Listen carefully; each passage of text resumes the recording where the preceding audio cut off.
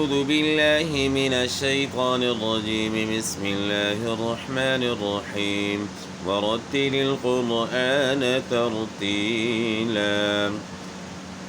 آج جو ہے ہم حروف مدہ کے متعلق بات کریں گے کہ حروف مدہ تین ہیں، الف واو یا، اور ان کی پھر پہچان کس طرح ہے الف واو یا کی،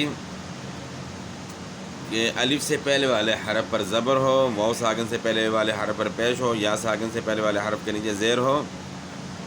اور اس میں جو ہے نا الف کی پہچان بھی بہت ضروری ہے کہ الف کس کو کہتے ہیں۔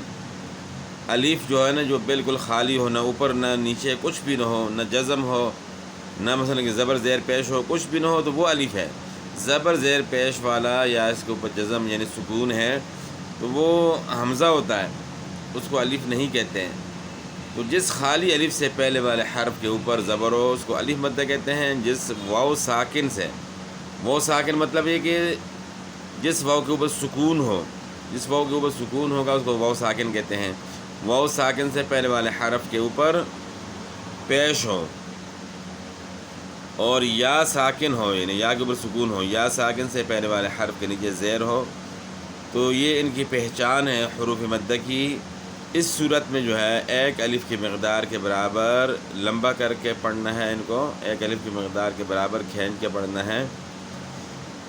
تو یہ تین حروف ہیں، تینوں کی الگ الگ پہچان ہے کہ الف سے پہلے والے حرف پر زبر ہو تو ہم نے ایک الف کی مقدار کے برابر لمبا کرنا ہے، واو ساکن سے پہلے والے حرف کے اوپر پیش ہو تو اس کو بھی ایک الف کی مقدار کے برابر لمبا کرنا ہے، اور یا ساکن سے پہلے والے حرف کے نیچے زیر ہو تو اس کو بھی ایک الف کی مقدار کے برابر لمبا کر کے پڑھنا ہے۔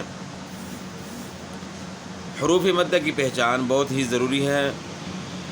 اگر حروف مدہ کی پہچان نہیں تو قرآن پاک جو ہے نا پھر بندہ صحیح نہیں پڑھ سکتا۔ جب قرآن پاک صحیح نہیں پڑھے گا تو اجر و ثواب سے محروم رہے گا اور معنی جو ہے نا وہ غلط ہو جائے گا۔ تو اس لیے خود بھی جو ہے نا اس کو صحیح کرنا ضروری ہے، اور اگر گھر پہ جو ہے نا چھوٹے بچوں کو جو ہے آپ نے پڑھانا ہے، اپنے چھوٹے بچوں کو یا کہیں بھی آپ پڑھا رہے ہیں تو ان کو بھی اگر آپ قاعدہ پڑھا رہے ہیں تو حروف مدہ کی پہچان جو ہے لازمی کرانی ہے، تاکہ وہ قاعدہ مکمل کرنے کے بعد قرآن پاک پہ جب ان کا سبق شروع ہو جائے تو وہاں حروف مدہ کی پہچان ان کو ہوگی تو وہ غلطی نہیں کریں گے۔ اگر حروف مدہ کی پہچان نہیں تو پھر اس صورت میں جو ہے انہوں نے غلط پڑھنا ہے۔ تو اس لیے حروف مدہ کی پہچان جو ہے بہت ہی ضروری ہے، اور میں نے خود جو ہے نا اس چیز کو نوٹ کیا ہے کہ میرے جو شاگرد ہیں تو نئے مثلا کہ جو اگر پڑھنا شروع کرتے ہیں، جنہوں نے پہلے ناظرہ پڑھا ہوتا ہے آگے پڑھنا چاہتے ہیں، تو وہ ان سے جب میں ٹیسٹ لیتا ہوں تو یہی زیادہ تر حروف مدہ کی غلطیاں ہوتی ہیں۔ باقی تلفظ تو بعد میں صحیح کرانا ہوتا ہے، لیکن یہ کہ حروف مدہ کی پہچان نہیں ہوتی تو وہ پھر ان کو حروف مدہ یاد کرا کر اور اس طرح ضروری قواعد یاد کرا کر اور تلفظ صحیح کرا کر پھر آگے جو ہے نا ان کو چلانا پڑتا ہے۔ تو حروف مدہ کی پہچان جو ہے نا یہ بہت ہی ضروری ہے۔ تو ایک تو اس کی پہچان جو ہے الف کے متعلق جو ہے نا آپ کو بتا دیا کہ الف جو ہے نا کون سا ہوتا ہے۔ الف جو خالی ہوتا ہے وہ الف ہے، زبر زیر پیش والا وہ حمزہ ہوگا۔ الف سے پہلے والے حرف پر زبر ہو تو اس کو ہم نے کھینچنا ہے، اس طرح واو ساکن سے پہلے والے حرف پر پیش اور یا ساکن سے پہلے والے حرف کے نیچے زیر ہو تو ان کو ایک الف کی مقدار کے برابر لمبا کر کے پڑھنا ہے۔ اچھا، اسی طرح جو ہے کھڑی حرکات جو ہیں یہ حروف مدہ میں شامل ہیں۔ جس طرح حروف مدہ کو ہم نے لمبا کرنا ہے، صرف یہ جو ہے رسم الخط کا فرق ہے کہ یہاں کھڑا زبر لکھا گیا ہے، وہاں ساتھ الف لکھا گیا ہے با کے ساتھ، یعنی با کے اوپر کھڑا زبر لکھا ہو تو اس کی وہی آواز ہوگی کہ جس با کے ساتھ الف ہو۔ با الف زبر با اور با کھڑا زبر با سیم آواز ہے، ایک الف کی مقدار کے برابر لمبا کر کے پڑھنا ہے۔ کھڑی زیر جو ہے نا یا مدہ کی آواز دیتی ہے اور الٹا پیش واو مدہ کی آواز دیتا ہے۔ تو کھڑی رکعت کو بھی جو ہے ایک الف کی مقدار کے برابر لمبا کر کے پڑھنا ہے. جس طرح ہم حروف مدہ کو ایک الف کی مقدار کے برابر لمبا کر کے پڑھیں گے تو اسی طرح حروف مدہ کھڑی رکعت کو بھی ایک الف کی مقدار کے برابر لمبا کریں گے. تو حروف مدہ اور کھڑی رکعت یہ سیم ہیں آواز میں، صرف لکھائی میں فرق ہے. تو یہ بھی جو ہے نا آپ نے ذہن نشین کر لینا ہے اور اسی کے مطابق جو ہے نا پڑھنا ہے. اب اس کا جوڑ آتے ہیں جوڑ کی طرف. ایک جوڑ ہوتا ہے ایک رواں. جوڑ جو ہے نا یعنی دو حروف کیا نام ہے حرف اور حرکت کو جو ہے نا آپس میں جوڑنا، یہ جوڑ ہے. اچھا یہاں جوڑ کس طرح ہوگا؟ پہلے با کا نام لینا ہے، اس کے بعد الف اور اس کے بعد زبر کا نام لینا ہے. با الف زبر با. اچھا اس میں آپ نے جو ہے نا نوٹ کیا ہوگا کہ بعض لوگ جو ہے نا با زبر الف با پڑھتے ہیں. تو یہ بھی جو ہے نا اکثر جوڑ اس طرح ہوتا ہے، لیکن ایک اصل میں اصول یہ ہے کہ پہلے حروف کا نام لیا جائے، حرکات کا نام بعد میں لیا جائے. تو اس لیے جو ہے نا با کا نام لیں گے، پھر الف کا نام لیں گے، اس زبر کا نام بعد میں لیں گے اس کے بعد. کیونکہ جس طرح ہم شروع میں جو ہے ہم نے جو ہے نا جب سٹارٹ میں پڑھا تھا یعنی حرکات کی تختی میں، تو وہاں ہم نے جو ہے نا پہلے حمزہ کا نام لیا پھر زبر کا نام لیا. کہ اصول یہ ہے کہ پہلے حرف کا نام لیا جائے اس کے بعد حرکت کا نام لیا جائے. تو یہی اصول جو ہے نا آگے بھی جو ہے نا اسی طرح چلتا رہے گا. تو یہاں جو ہے نا اس پہ عمل ہوتا ہے، لیکن آگے جو ہے نا پھر اس میں جو ہے نا بعض لوگ جو ہے نا جوڑ اس کا پھر اس طرح کرتے ہیں کہ زبر کا نام پہلے لے لیتے ہیں اور الف کا نام بعد میں لے لیتے ہیں. اس طرح باقی حروف کا بھی جو ہے نا تو اصول یہ ہے کہ پہلے حروف کا نام لیا جائے، حرکات کا بعد میں لیا جائے. تو پہلے با کا نام لیں گے، پھر الف کا، پھر زبر کا. با الف زبر با. با واو پیش بو. تو با پیش و بو جو ہے نا یہ پھر صحیح نہیں آتا جوڑ، اور خاص کر پھر آگے مدات کی تختی جو ہے نا اس میں پھر ہے کہ سمجھ نہیں آتی پھر ہے کہ جوڑ وہاں کس طرح کریں. تو اس لیے ابھی سے جو ہے نا یہاں سے آپ جوڑ صحیح کریں گے تو مدات کی تختی میں جو ہے وہ آپ کو کوئی پریشانی انشاءاللہ نہیں ہوگی. اور مدات کی تختی کے متعلق جو ہے نا میں نے ویڈیو جو ہے نا پہلے اپلوڈ کی ہوئی ہے، وہاں آپ دیکھ سکتے ہیں مدات کی تختی جو ہے نا جو بڑے مد ہوتے ہیں تو ان کا جوڑ کس طرح کرنا ہے، ان کا رواں کس طرح پڑھنا ہے. تو وہ مدات کی تختی جو ہے نا وہ الگ جو ہے نا وہ میں نے اپلوڈ کی ہوئی ہے.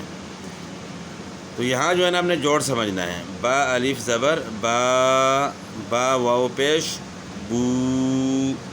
با یا زیر بی. با بو بی. اچھا یہ تو جوڑ کا طریقہ ہو گیا. اور اب یہ سمجھنا ہے کہ الف کی مقدار جو ہے نا وہ کس طرح ہم سمجھیں گے. تو اس کی ایک مثال جو ہے نا عام طور پہ جو ہے نا ایک مثال دی جاتی ہے کہ کھلی انگلی کو آہستہ سے بند کر لینا یا بند انگلی کو آہستہ سے جو ہے کھول لینا. تو یہ ایک اندازہ ہے الف کی مقدار کا. باقی جو ہے پڑھنے کے ساتھ ہے کہ آپ قرآن پاک جس طرح پڑھیں گے، جس سپیڈ میں پڑھیں گے اس حساب سے ہے. لیکن یہ ایک سمجھانے کے لیے ایک اندازہ ہے، بچوں کو آپ اس طرح سمجھا سکتے ہیں. تو ہم نے یہاں اس کو ایک الف کی مقدار کے برابر لمبا کرنا ہے. اس میں جو ہے نا باقی جو موٹے حروف آئیں گے تو ان کا خیال کرنا ہے کہ ان کو موٹا پڑھنا ہے. خا الف زبر خا. خا واو پیش خو. خا یا زیر خی. خا خو خی. را الف زبر را. را واو پیش رو، را یا زیر ری، را رو ری. آپ نے نوٹ کیا ہوگا کہ را کی زیر کو جو ہے نا باریک میں نے پڑھا ہے. را کے اوپر زبر یا پیش ہو تو را موٹی پڑی جاتی ہے، را کے نیچے زیر ہو تو را باریک پڑی جائے گی. اس طرح کے طا جو ہے نا، طا بھی موٹے حروف میں سے ہے، اس کو میں نے موٹا پڑھنا ہے. قا الف زبر قا، قا واو پیش قو، قا یا زیر قی، قا قو قی. بس اس میں جو ہے نا طا میں آپ نے خیال کرنا ہے کہ موٹا کرنے کے لیے جو ہے نا، جو لوگ حرف کو موٹا کرنے کے لیے ہونٹ استعمال کرتے ہیں تو یہ غلط ہے، حرف غلط ہو جاتا ہے. اپنے مخرج سے ادا کرنا ہے، ہونٹ استعمال نہیں کرنے چاہیے. زبان تالو کی طرف اٹھے گی موٹا کرنے کے لیے. لیکن اس میں جو ہے نا غلطی بعض لوگ اچھے بلے جو ہے نا پڑھے لکھے بھی جو ہے نا وہ غلطی کر جاتے ہیں کہ وہ قا کی بجائے قا پڑھ لیتے ہیں، قا پڑھ لیتے ہیں، یا بعض جو ہے نا ہونٹ گول کرتے ہیں توا پڑھتے ہیں. کوئی موٹا کرنے کے لیے ہونٹ گول کرتے ہیں توا پڑھتے ہیں، اور کچھ قا پڑھتے ہیں قا. تو یہ دونوں غلط ہیں. زبان تالو کی طرف اٹھے گی، قو قو یعنی زبان کی نوک سامنے والے اوپر کے 2 دانتوں کی جڑ کے ساتھ لگے گی، اس کا جو مخرج ہے. اور اس کے بعد اس کی صفت جو ہے نا وہ یہ ہے کہ اس کو موٹا کرنا ہے. موٹا کرنے کے لیے زبان کو تالو کی طرف اٹھائیں گے، جس کی وجہ سے یہ حرف موٹا پڑھا جائے گا. قا الف زبر قا، قا واو پیش قو، قا یا زیر قی، قا قو قی. اور پھر آگے وا الف زبر وا، ذال کو موٹا کریں گے تو وا بن جائے گی.